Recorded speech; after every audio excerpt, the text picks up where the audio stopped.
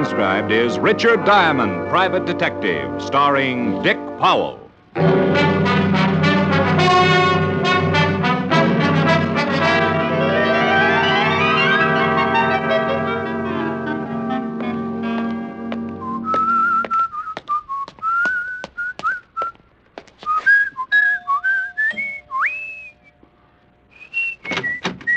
Yes? Oh, Mr. Diamond, come in, sir. Well, thank you, Francis. How's the pantry Einstein tonight? Oh, my goodness, sir. That was a dandy. Oh, you like that, huh? Oh, yes, sir. Well, chuckle along and tell Miss Asher Sweet and Frostbitten is downstairs. Right away, sir. I'll be in the study. Yes, sir. The snow is snowing. The wind is blowing. But I can weather the storm. What do I care how much it may storm? I've got my love to keep me warm. Hi. Hi. What's new? Nothing with me. I want to know about you. Nothing much with me either, honey. What have you been doing for the last couple of days? Case. Oh. Got a nice big fat retainer. Oh. Yeah, oh. Look at the eyes light up. Well, I'm happy for you. Mm-hmm. Well, I don't want your money. But now that I'm independently wealthy, you figure you don't have to feed me anymore. Rick. Don't have to take me to any more shows. Stake me to an occasional chocolate malt. Oh, don't be silly. You know I don't mind. Just because I made a couple of $100. Couple of $100? Stop kissing my hand. Rick. You idiot. I have tickets for the ballet tomorrow night. Dinner at 21 after the show. Oh, Rick. Afterwards, read Nick. I love you. Of course. Now, I suppose you want to hear all about the case. Well, not unless you want to. Well, as long as it's If optional. you're too tired, some other time. It all started 3 days ago. You don't really have to. I can hear about it any time. I was sitting in my office. You don't have to put yourself Oh, out. shut up, woman. As I was saying, the whole thing started 3 days ago. I was sitting in my office reading Gaylord Hauser and soaking my feet in a tub of blackstrap molasses when the door opened and in walked 6 feet of mink cape wrapped around 5.5 feet of what little girls are made of. I remember thinking about the sugar and spice and everything nice, and even with the mink cape covering most of it, I decided that this little girl could have given a bee farm a nervous breakdown. Mr. Diamond, You have been reading the sign on the door. I'd like to hire you. Well, I'd like you to. I charge $100 a day in expenses. I want protection. From what? My husband. What's the matter? Can't he stand the pace? He's getting out of prison at 5 o'clock this afternoon, and he's threatened to make trouble. I think you better tell me the whole thing, Miss... Connors, Marilyn Connors. Okay. Who's your husband? His name's Joe Connors. Oh. You know him? Helped send him up 10 years ago. Armed robbery, wasn't it? Yes. He hasn't served all of his time, but he's being paroled. Go ahead. Well, since Joe was sent up, I had to find work. A man Joe used to work for gave me a job in his club. Martin Cope? Yes. Do you know him? Slightly. We're hating acquaintances. Mr. Cope has been very wonderful to me. I'm sure he has. I don't think I like that. Your husband doesn't either, huh? You're very blunt, aren't you? Like the front of a streetcar. I don't like your boss, and I don't like your husband. I think it's better that you know now before you make any investments and then have to fire me. You're the best private detective in New York. Only because I'm brilliant, shrewd, and loaded with talent. And a little ridiculous. Oh, sure. Add that on and just think what you're getting for a lousy $100 a day in expenses. Even though you don't like Joe and Mr. Cope, you'll still take the job? Look, Mrs. Connors, I've been honest with you about your husband and Cope. I never let personalities interfere in my business. A job's a job. Besides, I'm starving to death.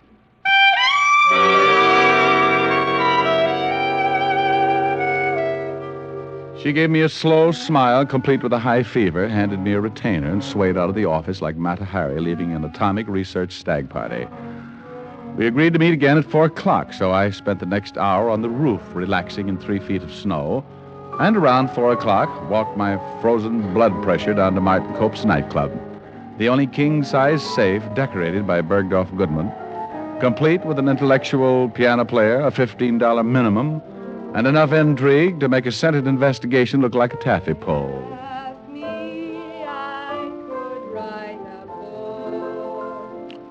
The girl who had been to my office earlier was standing on the edge of the empty dance floor rehearsing a song while the piano player was trying his best to overdo the accompaniment.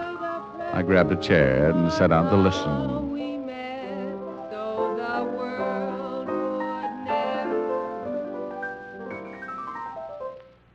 Something wrong? Look, If you'd like to do a single, why don't you say so? You're unhappy? When you're playing for me, I would appreciate it if you just backed me up quietly, simply. Stop hating Art Tatum. Darling, I'd be happy to do anything you say except for one thing. Yes?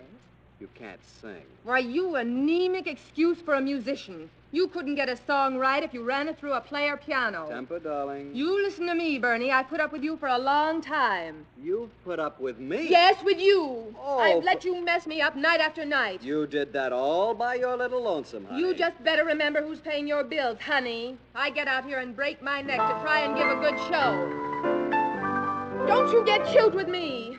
You better wise up, Buster, or you're going to end up playing for your meals down on Skid Row. For Pete's sake, Marilyn. No, Bernie, I'm... They kept going round and round. And about the time the piano player looked like he might possibly throw caution to the wind and stamp his foot, a door opened at the other side of the room, and Martin Cope, big-time gambler and owner of the club, walked over to the piano. Look, if you two insist on raising the roof, take it to the back room where nobody can hear you. I'm sorry, Martin, but Bernie just won't... Mr. Cope, I can assure you that it wasn't You stay out of this. Oh, wait a minute. Oh, I'm sorry. You two can kick the walls in when I'm not in my office, but, honey, when I've got work to do... It won't happen again. What's the matter? Who's that? Who? Sitting over there. Well, I'm surprised, Cope. I thought you'd spot my blue eyes. Oh, it's Mr. Diamond. Diamond. Yes, he says you know each other. You mean Diamond, the private detective? Sure. You remember, Cope, all those times down at the precinct, playing 20 questions? What are you doing here? I got tired of talking to nice people. Beat it. I asked Mr. Diamond here, Martin. You did. Well, I know you're not worried about Joe, but I am. And you had this two-bit gumshoe? Temper. Mr. Diamond's supposed to be the best private detective in the business. Says who? Well, I did mention it a few hundred times. Did Sloan put you up to this, honey? Martin, with Joe getting out this I afternoon... told you not to worry about Joe. Did Sloan tell you to hire yourself a bodyguard? He thought it would be a good idea. He did, huh? Everybody's got a good idea. Nobody thinks I know what I'm doing. I just happen to run the place. Sloan was thinking about you, Martin. Yeah? But I'll give him something to really think about. Now, Martin... Now it's I'm tired of the whole mess. Everybody's scared stiff of a two-bit punk who's getting out of stir. Hiring an ex-cop who couldn't protect an old lady from a Boy Scout. Have you been tested for rabies lately? Look, Diamond... Martin, I'm afraid of what Joe might do. Oh, but hiring a private cop, and to top it off, you gotta pick this one. Look, Mrs. Connors, I don't want to cause a lot of trouble. Well, you're trying real hard. Maybe you'd better just take your retainer and we'll forget the whole thing. That is the only bright thing you've ever come up with, Mr. Diamond. How about it, Mrs. Connors? Well, you keep the retainer, Mr. Diamond, but maybe under the circumstances it would be better Sure, if we... keep the money, Diamond. Go buy yourself a new joke book. I don't want it. But I tell you what I'll do. I'll donate it to your restaurant's hospital fund, Cope. We haven't got one. That's the trouble with you, Cope. No vision. You should always have a little insurance in case of a bad accident.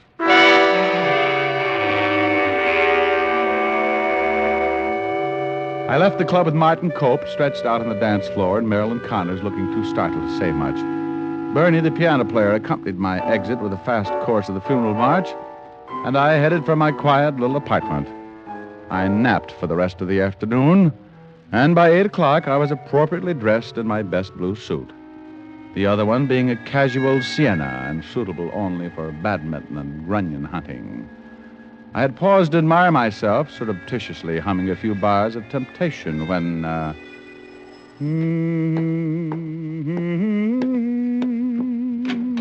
Yeah? Richard Diamond? Depends on who wants him. My name's Sloan, William Sloan. I'm Diamond. What can I do for you? I'm here because Miss Marilyn Connors asked me to come by and talk to you. Well, come in. Thank you. I believe Martin Cope mentioned your name earlier this afternoon. In all probability, he did. I'm Mr. Cope's attorney. Have a seat. Thank you. Cope seemed a little unhappy with you, Sloan. That was because I suggested that Marilyn hire herself a private detective. I gathered as much. I picked you because of your reputation. I had no way of knowing that Martin didn't like you. Why are you here, Mr. Sloan? To ask you to go back on the job.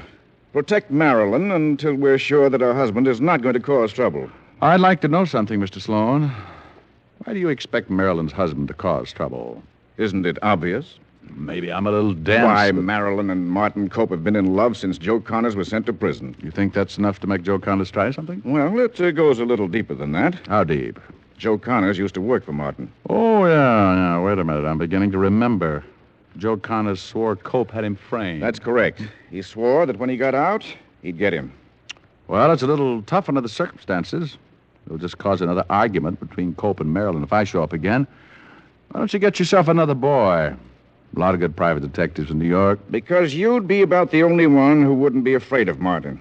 And Marilyn has a great respect for you. Even after I belted her boyfriend? Well, I think that convinced her you were the one for the job. Joe Connors got out this afternoon, didn't he? That's right, at 4:30. Where's Mrs. Connors? At the club. Well, if I go down there, there's going to be more trouble. Martin went out about an hour ago. That's why we want you to come down. Martin got a phone call. He seemed worried. Marilyn was in the office with him. She said that when he left, he didn't say where he was going, but he took his gun with him.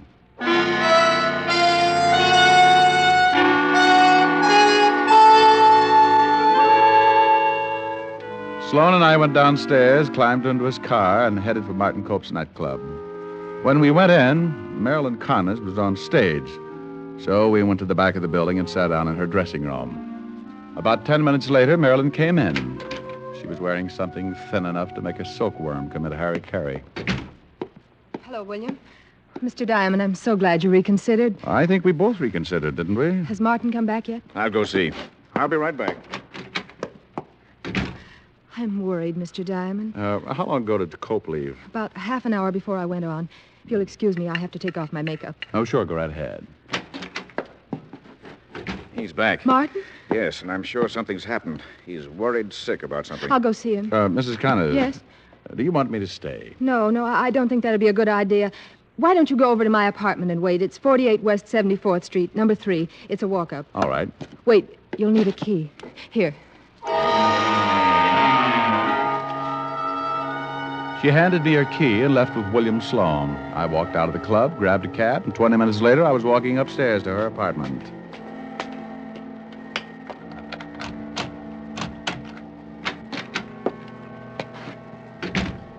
The room was in darkness. I felt around for a light switch near the door. Then I froze. The room was still and quiet, but there was a smell in the air, a heavy, pungent odor that a gun leaves after it's been fired. The smell was cordite. I flipped the switch on and looked down at the dead body of Joe Connors, lying on his back, shot through the head.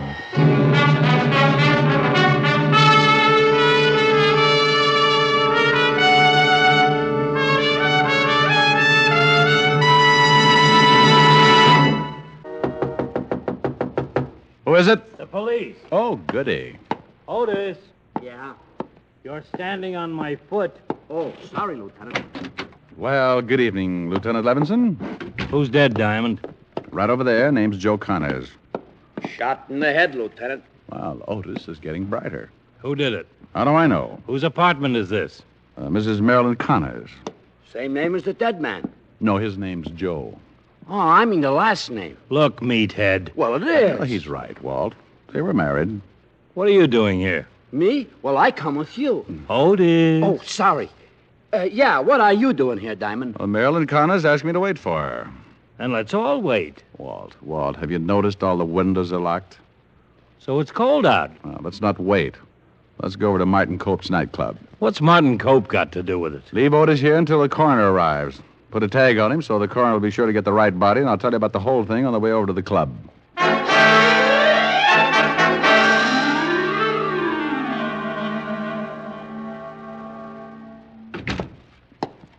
Lieutenant Levinson to see you, Martin. Oh, hello, Lieutenant. Hi. What are you doing here, Diamond? He's with me, Cope. You own a gun? What is this? He said, do you want a gun? Yeah, so what? Mind if I look at it? Okay. It's loaded. Let's see. Been fired. You're nuts. Rick. Has been. What is this? I haven't fired that gun since I owned it. You took it out of here with you, didn't you? What's that to you, Diamond? You took it out tonight, didn't you? Don't answer that, Martin. Now look. Let's go down to the station. What for? Martin, you knew Joe Connors, didn't you? Yeah. Well, somebody shot him.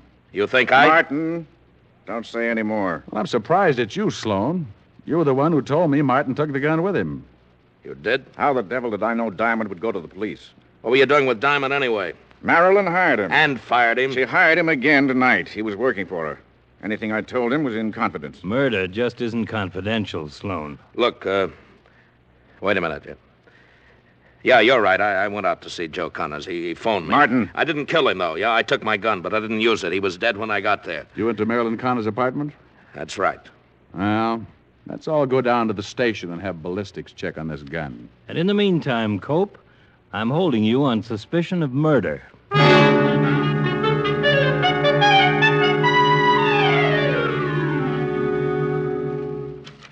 Well, here's the ballistics report, Rick.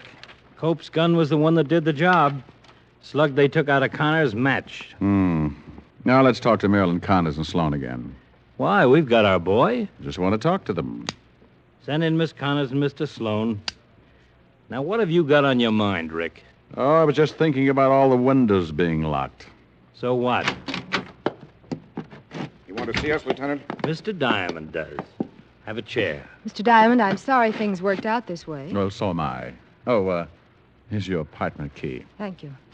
How many people have a key to your apartment, Mrs. Connors? What? Martin has the only other one. Mm-hmm. What time did Martin get that phone call? Oh, about 7:30, I guess. I got to the club about 7:15. Martin usually comes in about 7:30. I met him in his office, and he got the call. And he took the gun and left right away? It's all right. Martin has already admitted taking the gun. Yes, he took the gun and left almost immediately. Mm-hmm. Where were you, Sloan? At home, I got to the club just after Martin left. Marilyn told me what had happened, and I came right over to you. Oh. Well, all right. Thank you very much. That's all? Are you going to defend Mr. Cope? I doubt it. I don't think he wants me to. Well, thank you very much. We'll be talking to you. Goodbye, Lieutenant. Mr. Diamond. So long. Goodbye. Bye. Now, what was all that about? I want to talk to Martin Cope. Rick, now look. I want to talk to him. I want to find out how Joe Connors got into a locked apartment without a key.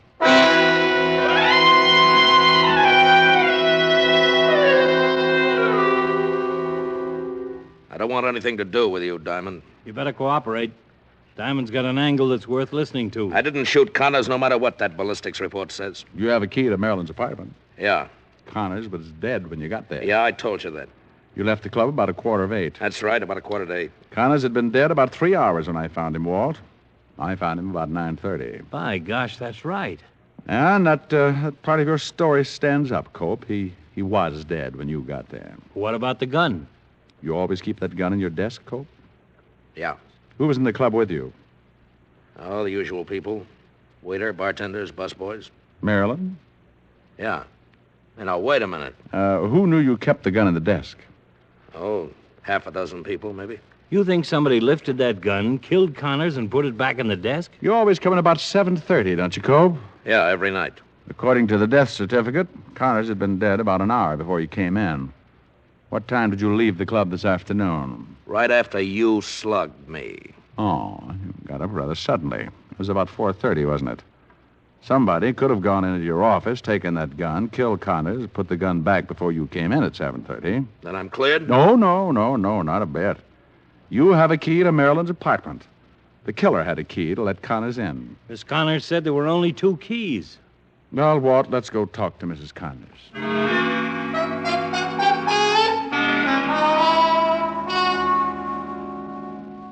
Mrs. Connors, where were you around 7 this evening? 7? Where were you? Why, downtown. You weren't in your apartment? No. Did you come back from downtown before going to the club? No. Who was in your apartment? Why, no one that I know of. Have you ever given your key to anyone except Cope and, me, of course? Yes. Who and how long ago? My piano player. About a week ago.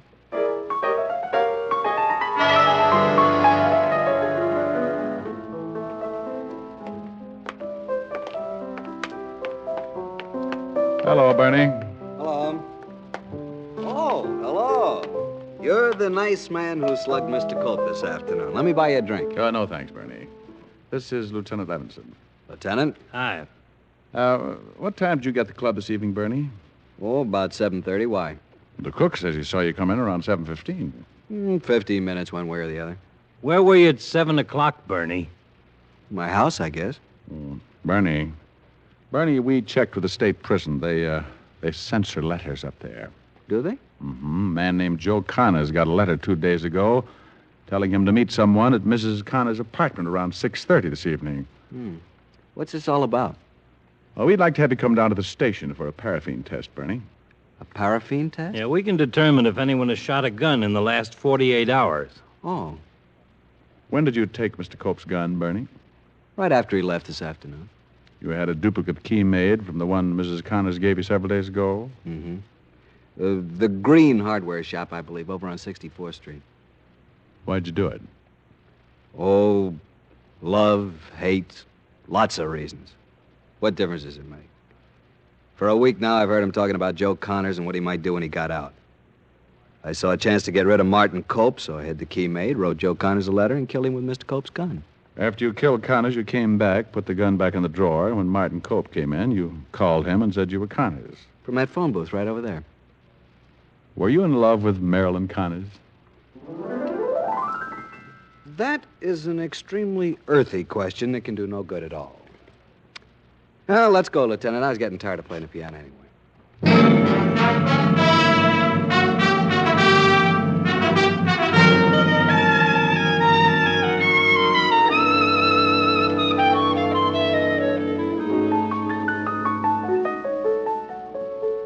Oh, that's kind of sad. Yeah. In a way, it's too bad it didn't work. Think what Marilyn Connors in for when she marries Martin Cope. Oh, speaking of Marilyn Connors, you certainly did take a lot of pains describing her attributes. Oh, really? Well, it wasn't painful at all. Was she really that pretty? Pretty. Well, I'm jealous. Well, don't be. She had one thing that was wrong. What was that? She had long blonde hair that hung all the way down to the floor. Well, that sounds beautiful. But it was her mustache. Better sing something, huh? I think you'd better. What would you like? Anything that will make up for that last remark. I thought it was pretty clever. Just sing. Okay. How about this? Maybe I'm right, and maybe I'm wrong. Maybe I'm weak, and maybe I'm strong. But nevertheless, I'm in love with you. Maybe I'll win, and maybe I'll lose. Maybe I'm in for crying the blues. But nevertheless, I'm in love with you. Somehow I know at a glance the terrible chances I'm taking. Fine at the start, been left with a heart that is breaking. Maybe I live a life of regret, and maybe I'll give much more than I'll get. But nevertheless, I'm in love with you. Oh, that's better. Thank you. Rick, I'll bet she really did have pretty hair. Oh, I guess so, but she kept it all rolled up on her head. Well, what's the matter with that? I like yours better. I wear mine up. Yeah, but I've seen you with your hair down. Rick. Come here. Rick?